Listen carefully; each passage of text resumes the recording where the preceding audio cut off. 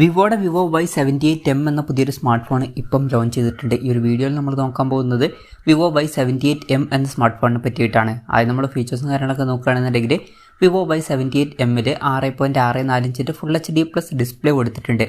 LCD പാനലാണ് ഈ ഫോണിൽ ഉപയോഗിച്ചിരിക്കുന്നത്. ഈ ഒരു സ്മാർട്ട് ഫോൺ 22,600 രൂപ പ്രൈസ് റേഞ്ചിൽ വരുന്ന ഫോണാണ്.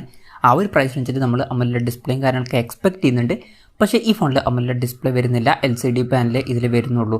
അത് കുറച്ച് ഡിസപ്പോയിൻറ്റിംഗ് ആയിട്ടാണ് എനിക്ക് തോന്നിയിട്ടുള്ളത്. പിന്നെ ഡിസ്പ്ലേയിൽ 120 Hz റിഫ്രഷ് റേറ്റ് ഒക്കെ സപ്പോർട്ട് ചെയ്യുന്നുണ്ട്.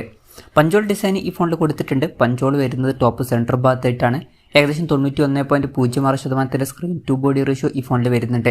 അപ്പോൾ ഡിസ്പ്ലേ ഫീച്ചേഴ്സ് മൊത്തത്തിൽ നോക്കുമ്പോൾ ഈ ഒരു പ്രൈസ് റേഞ്ചിന് പറ്റിയിട്ടുള്ള ഡിസ്പ്ലേ ഫീച്ചേഴ്സ് ഇതിൽ വരുന്നുണ്ട് എന്ന് പറയാൻ പറ്റില്ല. പ്രത്യേകിച്ച് AMOLED ഡിസ്പ്ലേ ഇതിൽ മിസ്സിംഗ് ആണ്. പിന്നെ side mounted finger print sensor ഈ ഫോണിൽ കൊടുത്തിട്ടുണ്ട്. ഫോണിൻ്റെ ഒരു ബ്ലാക്ക് കളർ വേരിയൻറ്റും പിന്നെ ഒരു ബ്ലൂ കളർ വേരിയൻറ്റും ഇപ്പോൾ ലോഞ്ച് ചെയ്തിട്ടുണ്ട്. പ്രോസസ്സറിൻ്റെ കാര്യം പറയുകയാണെന്നുണ്ടെങ്കിൽ mediatek dimensity 7020 എന്ന പ്രോസസ്സർ ഈ ഫോണിൽ കൊടുത്തിട്ടുണ്ട്. ഇത് തരക്കേടില്ലാത്തൊരു പ്രോസസ്സറാണ്. 22,600 രൂപ പ്രൈസ് റേഞ്ചിൽ ബെസ്റ്റ് എന്ന് പറയാൻ പറ്റിയിട്ടില്ലെങ്കിലും വലിയ തരക്കേടില്ല എന്ന് പറയാം.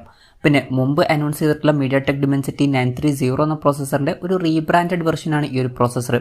5G സപ്പോർട്ടും കാര്യങ്ങളൊക്കെ ഇതിൽ വരുന്നുണ്ട്. ഈ ഫോണിൽ 12 GB റാം വരെയും അതുപോലെ തന്നെ 256 GB ഇൻറ്റേർണൽ വരെയും വരുന്നുണ്ട്. നല്ലൊരു കാര്യം തന്നെയാണ്.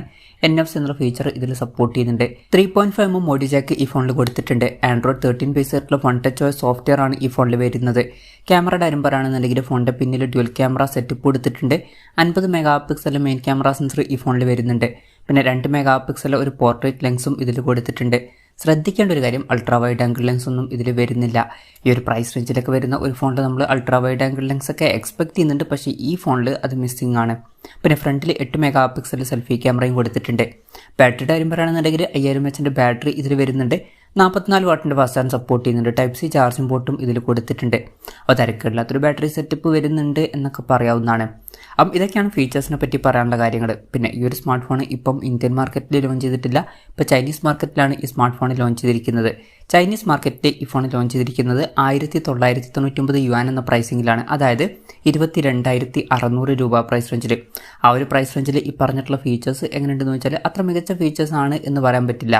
ഇപ്പോൾ ഡിസ്പ്ലേ ഫീച്ചേഴ്സ് നോക്കുകയാണെന്നുണ്ടെങ്കിൽ AMOLED ഡിസ്പ്ലേ വരുന്നില്ല. പ്രോസസ്സർ ബെസ്റ്റ് എന്ന് പറയാൻ പറ്റില്ല, തരക്കേടില്ല, അത്രേ ഉള്ളൂ. ഇപ്പോൾ ക്യാമറയുടെ കാര്യത്തിൽ അൾട്രാ വൈഡ് ആംഗിൾ ലെൻസ് വരുന്നില്ല എന്നുള്ളൊരു കാര്യവും വരുന്നുണ്ട്.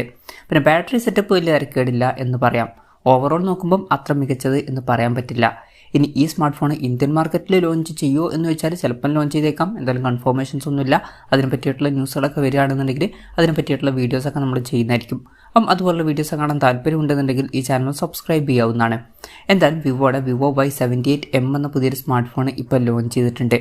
ഈ ഒരു പ്രൈസിങ് അത്ര മികച്ച പ്രൈസിംഗ് ആയിട്ട് എനിക്ക് തോന്നിയിട്ടില്ല. എന്തായാലും ഈ ഒരു ഫോണിനെ പറ്റിയിട്ടുള്ള നിങ്ങളുടെ അഭിപ്രായം ജസ്റ്റ് ഒന്ന് കമൻറ്റ് ചെയ്യുക. അതുപോലെ തന്നെ ഈ ഒരു സ്മാർട്ട് ഫോൺ ഇന്ത്യൻ മാർക്കറ്റിൽ ലോഞ്ച് ചെയ്യുകയാണെന്നുണ്ടെങ്കിൽ നിങ്ങളേത് പ്രൈസിങ്ങിലാണ് എക്സ്പെക്റ്റ് ചെയ്യുന്നത് എന്നുള്ള കാര്യം കൂടി ജസ്റ്റ് ഒന്ന് കമൻറ്റ് ചെയ്യുക. ഇനി ലോഞ്ച് ചെയ്യുകയാണെന്നുണ്ടെങ്കിൽ ഏകദേശം ഇതേ ഒരു പ്രൈസ് റേഞ്ചിലൊക്കെ ആയിട്ട് തന്നെ ഇന്ത്യൻ മാർക്കറ്റിലും ഈ ഫോൺ ലോഞ്ച് ചെയ്തേക്കാം. കൺഫർമേഷൻസ് ഒന്നുമില്ല, ജസ്റ്റ് നമ്മുടെ എക്സ്പെക്റ്റേഷൻ പറഞ്ഞു എന്നേ ഉള്ളൂ.